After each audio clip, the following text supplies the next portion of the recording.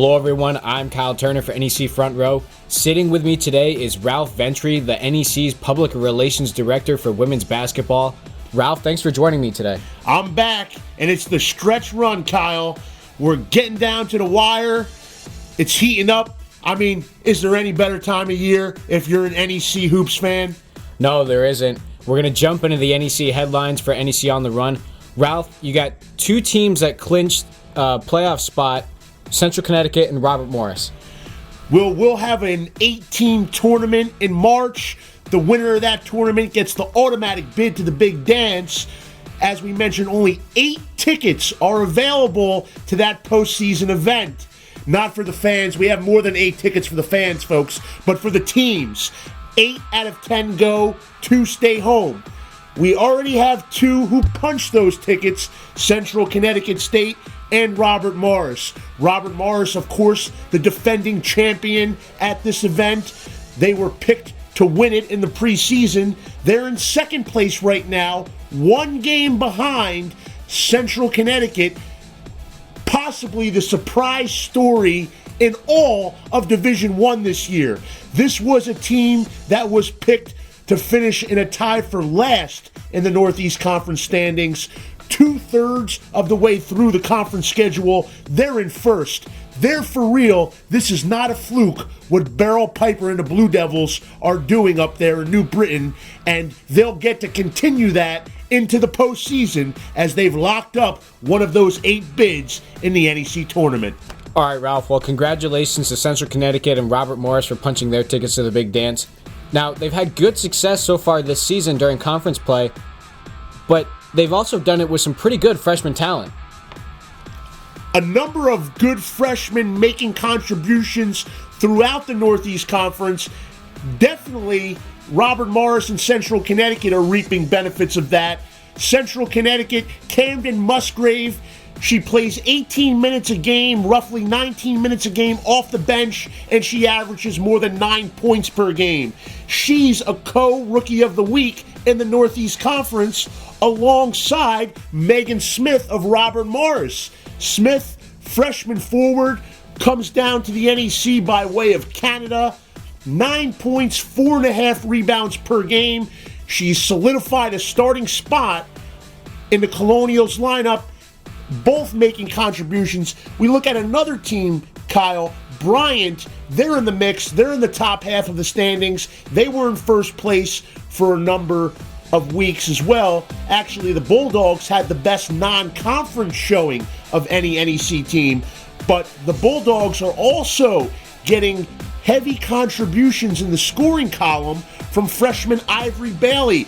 Ivory Bailey from Berks County, Pennsylvania, 12.1 points per game. That leads all Northeast Conference rookies. And obviously Ivory Bailey, if you're an NEC fan, you've heard that name before. She's won the NEC Rookie of the Week award about 6 or 7 times this season. We'll have to get Statboy to fact check me on that. Anyway, another freshman I want to throw out there, Mount St. Mary's. Mount's a team, a dangerous team. They're competing for a first-round home game in the NEC Tournament. Everyone knows the senior, the sharpshooter, Jackie Brewer. They have Jessica Harris, a freshman. She's making contributions for Mount St. Mary's. Started 20 games, averaging 6.8 points per. So, one thing in common about the teams who are in the top half of the standings, they all seem to be getting contributions from freshmen. And as we know, that doesn't always happen. All right, Ralph, well, it'll definitely be interesting to see how the freshmen do down the stretch and come tournament time. But now let's look at the TV matchup on Monday. You've got Bryant traveling to Fairleigh Dickinson. It's a game that'll be viewed on ESPN3.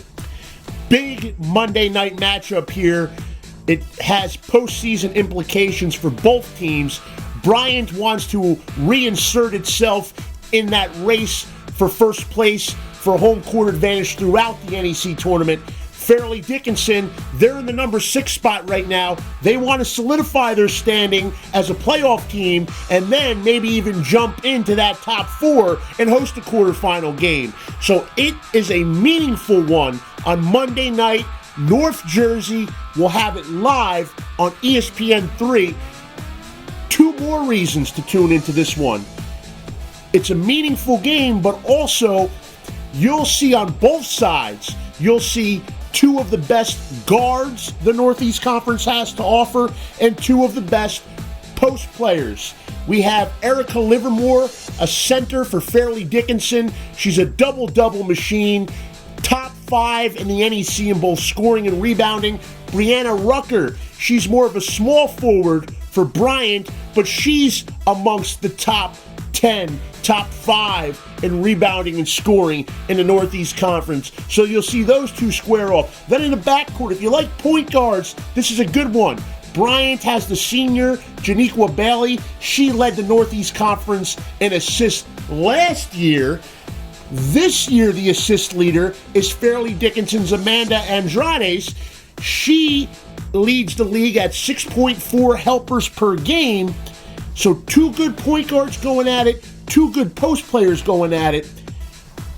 Let's get Andrade's take on Bailey and the Bryant Bulldogs. She's very quick. She gets in the paint. She's able to elevate. She's able to find her shooters. You know, Bryant has a very good shooting team. So as far as her game, I like the fact that she's very aggressive with the ball and that she can get in the paint. And I'll just close this segment out by mentioning, Kyle, the last time these two teams met earlier in the season, 82-77, a close, high-scoring game up in Smithfield. The Bryant Bulldogs got the win, but Andrades, 11 assists for Fairleigh. Erica Livermore had a huge double-double, so we'll see what happens this time around. The only way you can find out, though, ESPN 3 Monday night. All right, fans, so make sure to tune in Monday, ESPN 3, 7 o'clock, Bryant and Fairleigh Dickinson. Ralph, we got through the headlines. Let's take a Twitter timeout. Everyone's talking about Central Connecticut.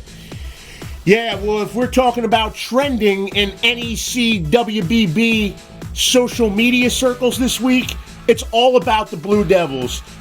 Even NEC Hoops Ron is tweeting about the Blue Devils this week. As you see, Ron points out, picked last in the preseason poll, but they're in first place right now. So much for those preseason surveys we do. And then you have Craig D'Amico giving you a little bit of history there as far as a 10-1 start. Now it's actually up to 11-1 for CCSU. And, of course, Derek Turner, DCT Viper, we love him. He's a staple up there in New Britain, and he just says another day, another win for his Blue Devils.